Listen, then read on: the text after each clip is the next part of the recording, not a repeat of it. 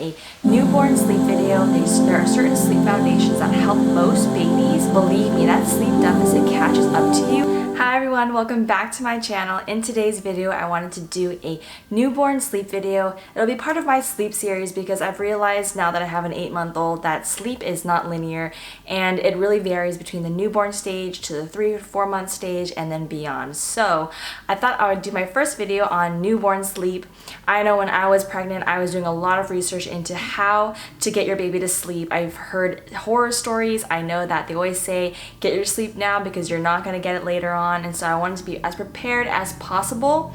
But a few disclaimers before I make this video is that one, it really does, I think, help to have a good sleeper to begin with. There are some babies who, no matter how many rules they follow, a schedule they follow, they just cannot go to sleep. So I really think it depends on how your baby is, and unfortunately, if you have a tough baby, a lot of these tips may not work.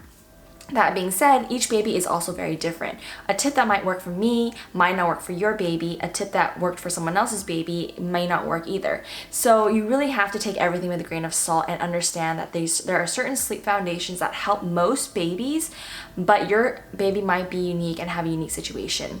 I didn't really believe that in the beginning, and I know that my husband kept telling me, maybe he doesn't like this, or maybe we should try this, and I was just so stuck in my ways because I read on all the blogs about this. Just be willing to experiment a little because your baby is not going to get ruined if you try something different, like I thought he would be.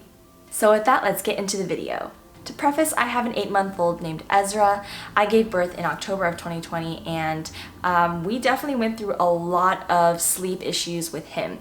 If you are interested in any more of my videos, go ahead and check out my monthly videos where I do more of a day in the life. I also have monthly vlogs where I talk about updates, and usually that includes sleep updates because I'm kind of obsessed with it. Also, I'm the type of person that usually gets 8+ hours of sleep each night, so that sleep was a priority for me. I took the Taking Care of Babies course, and a lot of people say, you may or may not need it. I found it very helpful because it gave me good tips on how to prepare your baby to sleep better, especially in the newborn phase.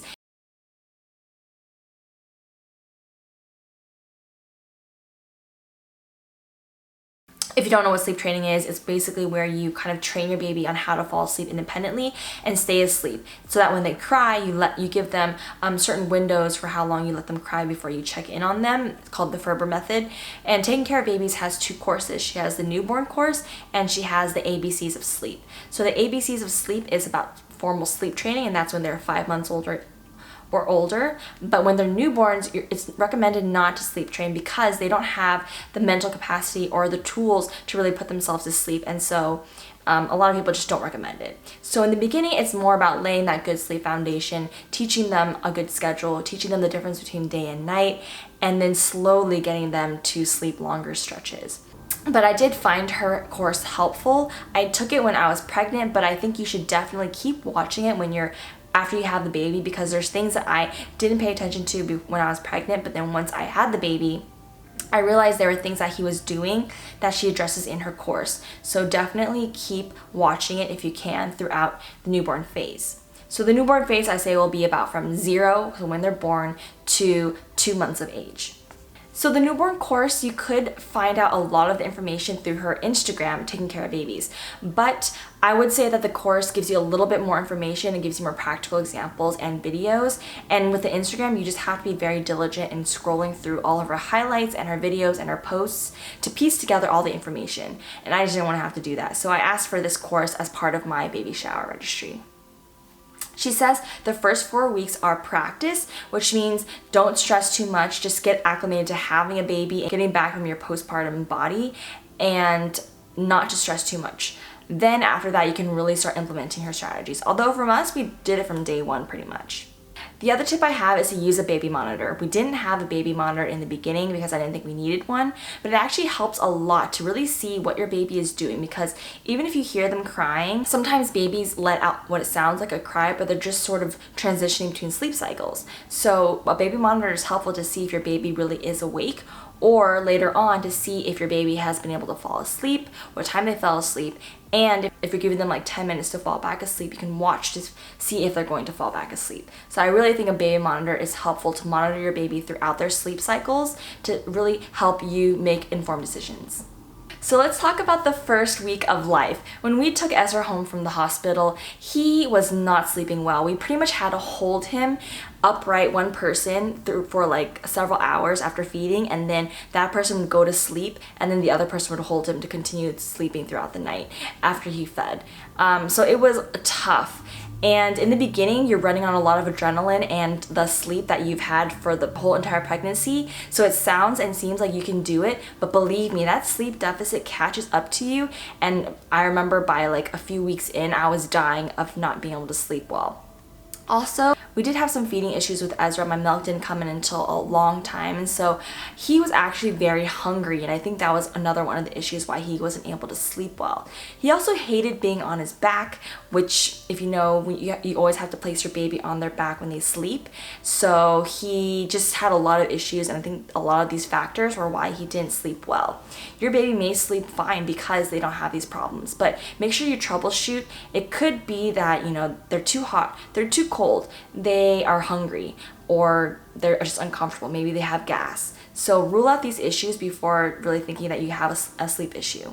They recommend that you feed your baby every 3 hours, and that's really what dictates the schedule. So in Taking Care of Babies course, she gives you a master schedule that you can follow to help you lay out your day. And I found this very helpful as someone who likes schedules. It tells you when you should feed your baby. Of course, you pay attention to hunger cues, but for us, it really helped to just feed him on the dot every 3 hours.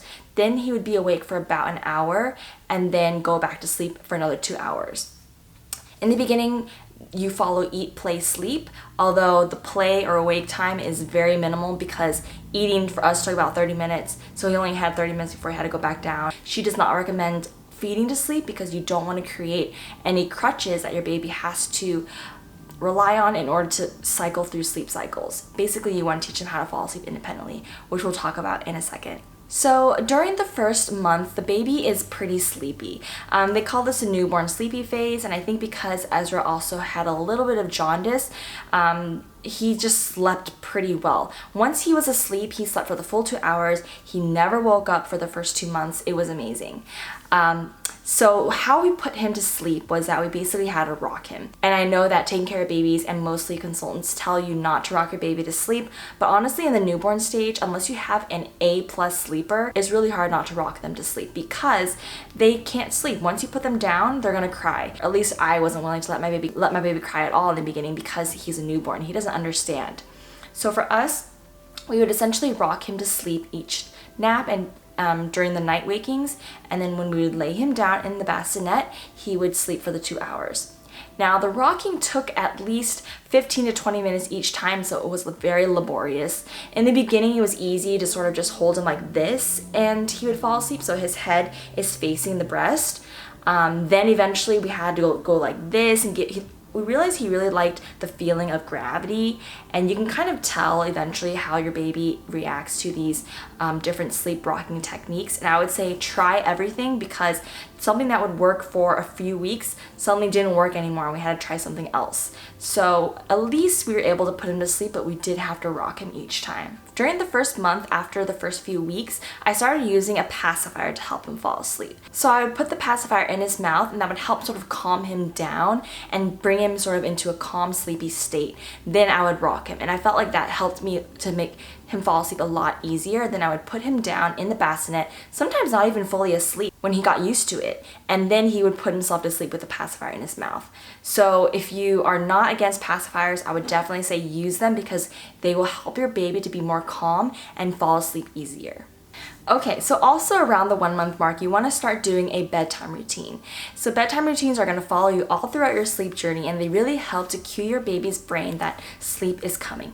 Bedtime sleep. This is also helpful to help them differentiate between days and nights. So for us, it would be a bath every other night. If it's a bath night, then we put the lotion and a clean diaper and pajamas on. If not, we would go straight into the feeding. Then we would read him books, do a small prayer, and then change his diaper and pajamas and lotion. Then we would turn the sound machine on, turn the lights off, put his swaddle on, and lay him in the crib. or bassinet. So this is something that we did in the same order every single night so that, you know, eventually he would learn that it's coming. It's hard to tell if they really understand, but we did it anyway, and it was something to keep you entertained before you put them to bed anyway. Okay, let's talk about the nighttime feedings. So again, in the beginning, you want to wake your baby up every 3 hours to feed. When Ezra was a newborn, we actually had to wake him up each time. But once he was kind of out of that sleepy newborn phase, he started waking up pretty much every 3 hours. And taking care of babies does say that once your baby is old enough to not have to wake them up anymore and you get your okay from the pediatrician, you can let them sleep for however many weeks they are plus 1 hour. So if they're 4 weeks, they should be able to sleep for 5 hours. Now that did not happen for us, and I was quite disappointed because I was expecting, okay, once he turned to 1 month old, he's gonna be sleeping for 5 hours straight. But nope, he still woke up pretty much every 2 to 3 hours. It wasn't until maybe he was about 3 months old that he started giving us 4-hour stretches, and it really wasn't until 5 months that he started sleeping through the night, which will be a separate video. But just don't put too many expectations on yourself for the nighttime feedings and nighttime wakings.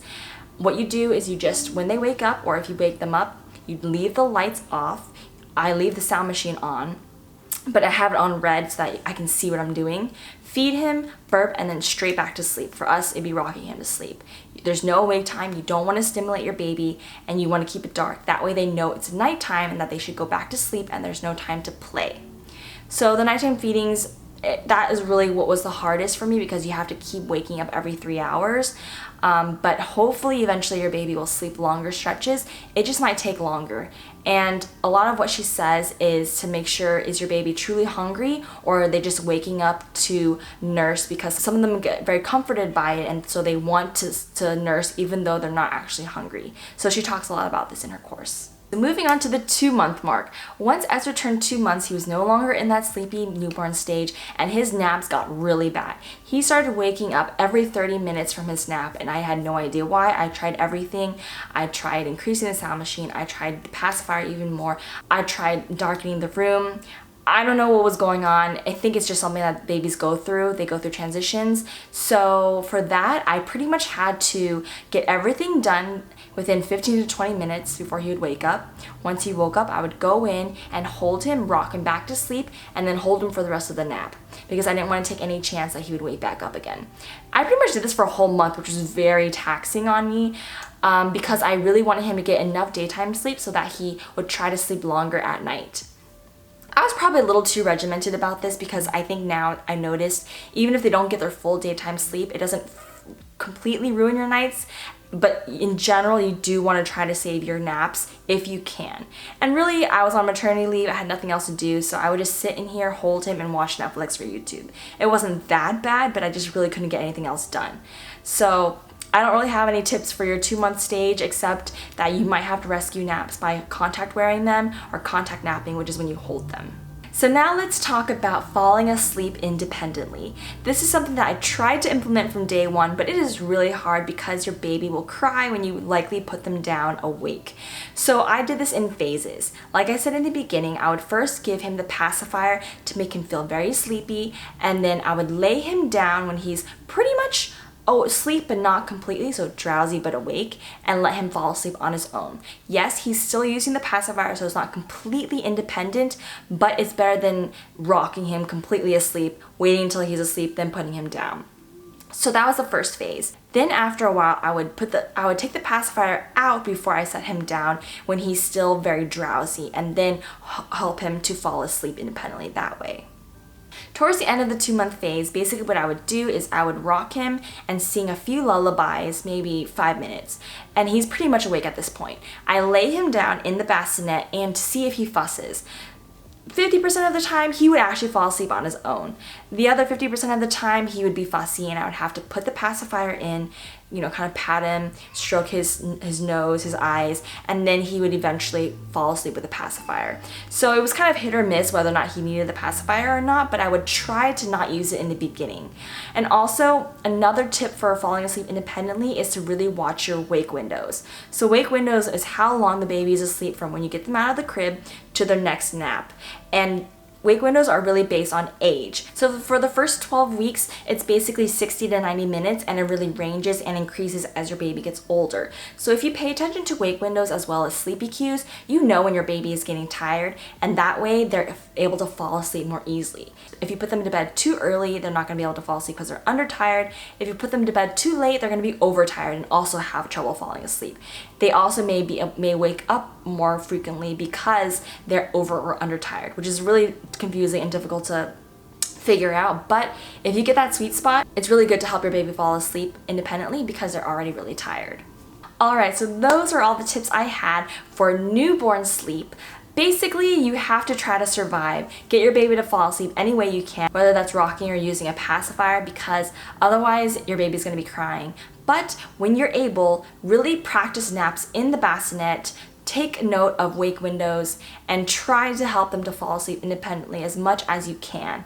However, just know that every baby is different. Your night wakings may continue until you're able to sleep train them, if you are sleep training them. And you may just not be able to get a full night's rest until your baby is much older, like for us, 5 months. So it sounds like a lot and it sounds really difficult, but rely on your partner, rely on help, and try to sleep when the baby sleeps. I know everyone always says that, but no one ever does that. Really get your rest in, because if you're unhappy, it's going to lead to being postpartum rage, getting angry at your baby for waking up when they are really trying their best and they're just a little human being. So give yourself grace, but yeah, definitely check out the Taking Care of Babies course. Let me know if you have any questions below, and hopefully I helped to really help you understand the first few months of life with your baby and sleep. Stay tuned for my next video where I'll cover baby sleep from 3 to 4 months old, and then my next video where I'll cover 5+ months and our experience with getting Ezra to sleep through the night. Please give this video a thumbs up if you liked it, and subscribe for more content, and I'll see you in my next video. Bye!